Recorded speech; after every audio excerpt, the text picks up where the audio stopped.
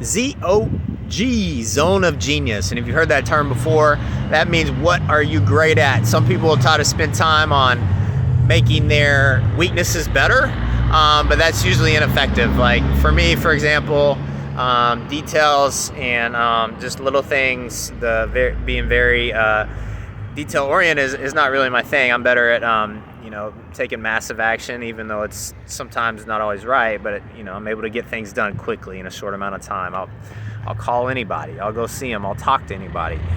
So my fit is better in acquisitions and things of that nature. And so and I think it's very important, you as an investor or whatever you do, to figure out your zone of genius and figure out how can you make that better and stronger, not how can you make your weaknesses better.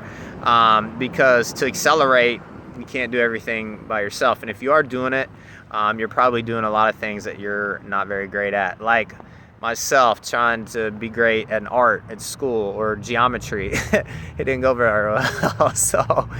But I made it through a lot of persistence. But what's your zone of genius, and how much time of your day are you spending there? That's always a challenge for me, to eliminate or delegate tasks that aren't really in my zone of genius, and how can I stick on those tasks that are the most that I'm good at, and I can really people say, wow, you're really good at that. I need to stay in that zone more often, instead of fighting, scratching, clawing like I've had some jobs 10 years ago in my past, whether it was a digital marketer or running ads online, where I had to fight just to be average, and I was in constant fear of getting laid off. And the skills that matched that job did not fit what I'm best at. So fortunately, I was able to find some things where I could add some value, whether it's, hey, didn't have a ton of money, didn't have a lot of experience, but I can call people, I can cold call, I can build relationship, find deals. So that's how I was able to get started, get going, and get rolling in this business. Sorry about the noise.